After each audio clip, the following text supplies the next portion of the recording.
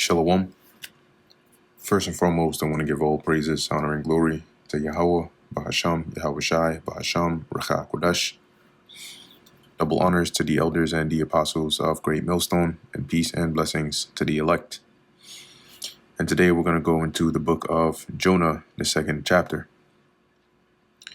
Then prayed Jonah unto the Lord Yahweh out of the fish's belly, and said, I cried by reason of mine affliction unto the Lord, and he heard me. Out of the belly of hell cried I, and thou heardest my voice. So put that on here. And thou heardest my voice. Okay. And basically, Jonah's here reflecting on, basically how he called out to the Lord in that situation that he was in. Keep in mind, he was cast into a tempestuous ocean, right? And so as he calls it his affliction, right? He says the Lord heard him, and out of the belly of hell, all right, which hell is in the Hebrew is Sha'awal, which is a grave. But here, it felt to him like that would be his graveyard, right? Because, usually you end up if you're swallowed by an animal, chances are you're not making it out of there. But anyway, it says here, cried I, and thou heardest my voice. For thou hadst cast me into the deep, in the midst of the seas, and the floods compassed me about. So as he was thrown in the water, right, eventually you start to sink, right? You start to go under with the waters completely covering you, right? Being submerged in there. All thy billows and thy waves passed over me. Then I said, I am cast out of thy sight, yet I will look again toward thy holy temple. All right, so in that situation, right, Jonah, sought the Lord and realizing that the Lord did that to him for him trying to flee from the instruction of the Lord, right?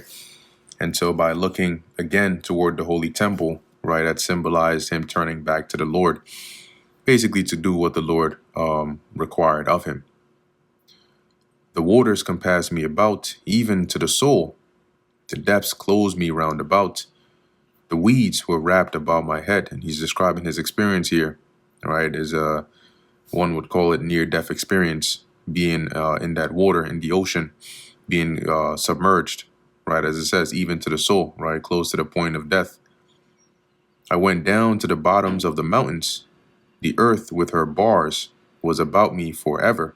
And the bottoms of the mountains is just symbolizing, in his case, underwater, right, because mountains rest on land, and the bottom of it is submerged underwater, okay?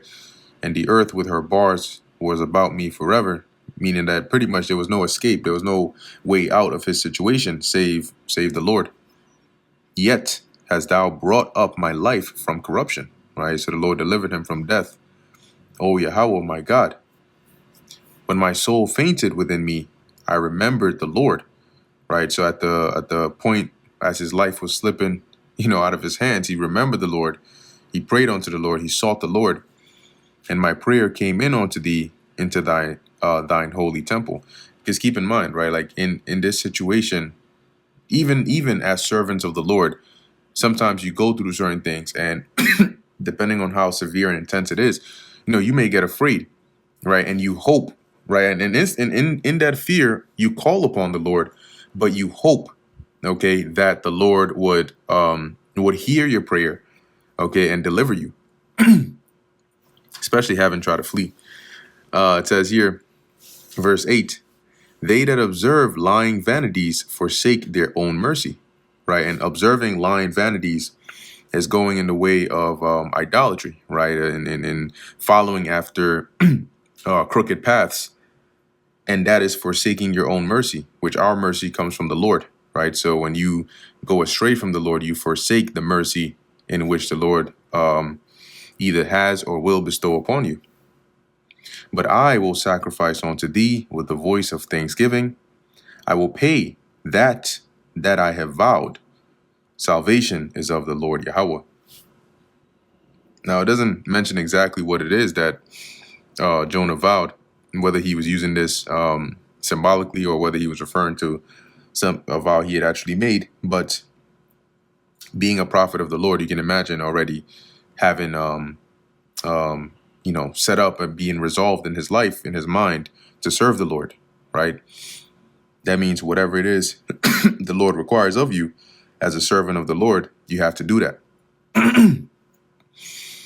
And the Lord Yahweh spake unto the fish, and it vomited out Jonah upon the dry land.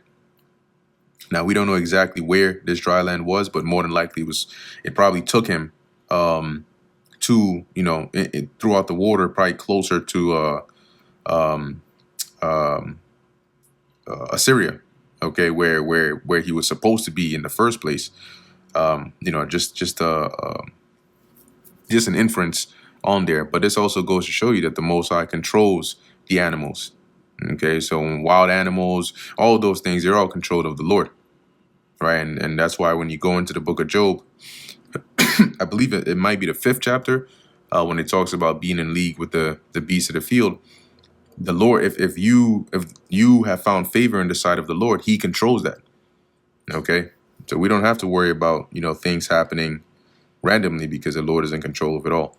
Anyway, that brings us to the end of the book of Jonah, the 2nd chapter. Lord willing, that was edifying to the elect. In closing, I want to give all praises, honor, and glory to Yahweh, Bahasham Yahweh Shai, Bahasham Recha Kudash. Until next time, Shalom.